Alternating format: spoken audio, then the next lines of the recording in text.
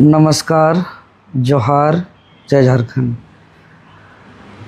अभी मैं सदर अस्पताल में हूँ और मेरा डिस्चार्ज का प्रोसेस चल रहा है। और जो हम लोग आंदोलन का शुरुआत पिछले 2 जुलाई से किए थे और 5 जुलाई से प्रत्यक्ष रूप से संघर्ष को शुरुआत किए। 25 जुलाई से बापू वाटिका मोराबादी रांची से सत्याग्रह का शुरुआत और फिर जयपाल सिंह मुंडा स्टेडियम से इसको आगे बढ़ाए और 2 अगस्त से भूख हड़ताल का यह छात्र आंदोलन, जिसको पूरा झारखंड ही नहीं पूरा देश के साथ साथ अन्य देश के लोगों भी समर्थन किया। आज सभी लोग का निगाह है कि आंदोलन का आउटपुट रिजल्ट क्या निकला, आंदोलन का वास्तविक और स्थिति क्या है और आगे का क्या रणनीति है। तो सबसे पहले मैं धन्यवाद देता हूं कि हम लोग का जो जेपीएससी जेएसएससी भ्रष्टाचार मुक्त भर्ती अभियान का प्रथम चरण था वो सफल हो गया। जेएसएससी सीजीएल समेत टीडीपीएल ब्लैक लिस्टेड एजेंसी के द्वारा जितने भी परीक्षाएं आयोजित की गई थी, लगभग कुल 14 परीक्षा रद्द हो गई, जिसमें धांधली हुई थी। इन तमाम परीक्षाओं पर पेपर लीक हुआ था, पैरवी से सेटिंग हुई थी, धांधली हुआ था, गड़बड़ी हुई थी तो कार्रवाई भी हो गई। ये प्रथम चरण का जीत है। इसको लेकर के मैं झारखंड के तमाम समर्थन करने वाले छात्रों को, सम्मानित शिक्षकों को, अभिभावकों को, सम्मानित प्रेस मीडिया बंधुओं को, पुलिस प्रशासन के मित्रों और मेडिकल टीम और जो भी आंदोलन में विधि व्यवस्था को लेकर के दिन रात छोटे छोटे चीज़ों का प्रबंधन किए, उनको विशेष रूप से धन्यवाद, आभार। उनको भी धन्यवाद जो आंदोलन स्तर से दूर रह करके हम लोग का मनोबल बढ़ाया, मोटिवेट किया।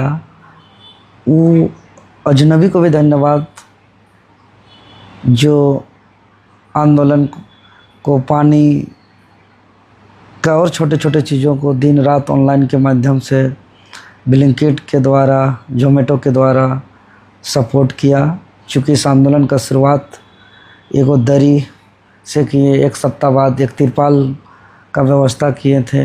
बहुत मुश्किल से, कठिन परिस्थिति से आगे संघर्ष को बढ़ाए और फिर आगे जा कर के सारा व्यवस्था हुआ, मच्छरदानी का व्यवस्था, टेंट का व्यवस्था, बैठने का व्यवस्था, चादर का व्यवस्था। तो ये सभी आम आवाम के सहयोग से यह आंदोलन आगे चल पाया, अंजाम तक पहुंचा। इसके लिए सबको तहे दिल से मेरा धन्यवाद।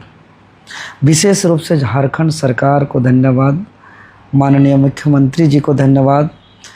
जो मांग हम लोग उठाए थे, जो बात सच और तर्क और ठोस सबूत के साथ रखे थे, उनको गंभीरता से लेते हुए कार्रवाई किया और छात्र को न्याय दिलाया। साथ ही साथ मैं आप लोग को बताना चाहता हूं कि हम लोग का आगे का जो रणनीति है, चूँकि अपने जीवन में मैं कई एग्ज़ाम को रद्द होते हुए देखा है। आज 14 एग्ज़ाम रद्द हुई और वो सारे एग्ज़ाम जो भी हम लोग डिमांड किए थे, इसमें से 2 एग्ज़ाम तो ज्वाइनिंग किया हुआ था, जेएसएससी सीजीएल और 11वीं से 13वीं जेपीएससी, और वो भी आज रद्द हो गया। और जो सीजीएल अभी रद्द हुआ, यही सीजीएल इससे पहले जब परीक्षा हुई थी उस पर भी पेपर लीक हुआ था, धांधली हुई थी। और 28 जनवरी 2024 का वह तारीख सबको याद होगा कि जेएसएससी कार्यालय के समक्ष आंदोलन कर रहे थे। उस दिन भी बहुत पीड़ा को झेलना पड़ा, एफआईआर भी हुआ, पुलिस बल का प्रयोग को भी सामना करना पड़ा, लेकिन अंततः उस दिन भी रद्द हुई थी। और वही सीजीएल जब दोबारा परीक्षा हुई फिर से आज रद्द हुआ, जबकि इससे पहले जब हम एक ब्लैक कलर का ट्राउजर जो आप पुलिस घसीटते हुए जो आप फोटो वायरल देखे होंगे, वही सीजीएल के समय ही लड़ाई लड़ रहे थे, लेकिन उस टाइम सफल नहीं हुआ। आज हमें भी दुख होता है कि भाई कई छात्र का ज्वाइनिंग हो चुका है, कुछ जेन्युइन भी होंगे और उसका आज रद्द हुआ, लेकिन ये आवाज़ को पहले उठाए थे, तब सरकार नहीं मानी। हालांकि कुछ अच्छी चीज़ों के लिए कुछ कुर्बानी देना पड़ता है, और जो जेन्युइन स्टूडेंट है उसको घबराना नहीं है, उसके साथ ज़रूर न्याय होगा। और मेधावी जो डिजर्विंग स्टूडेंट है उसके लिए तो बिल्कुल घबराने की आवश्यकता नहीं है, जो ईमानदार हैं निश्चित तौर पर। आगे का जो हमारा रणनीति होगा, चूँकि कई एग्ज़ाम को हमने सीबीआई जांच होते हुए देखा है, सीआईडी जांच होते हुए देखा है, रद्द होते हुए देखा है, लेकिन क्या सबसे बड़ा सवाल है कि ये जो 14 एग्ज़ाम रद्द हुआ, आने वाले दिनों पर फिर जो 14 एग्ज़ाम होगी, क्या फिर से पेपर लीक होगा, क्या फिर से धांधली होगी, क्या फिर से पैरवी से नौकरी होगा? ये सबसे बड़ा चुनौती है। इसलिए मेरा अगला चरण का जो संघर्ष होगा कि सरकार के द्वारा मुझे गारंटी दिया जाए कि फ्यूचर में कभी भी पेपर लीक ना हो, कभी भी पैरवी और धांधली से नौकरी ना हो। ये मुझे गारंटी चाहिए ऐसा एजुकेशन सिस्टम का,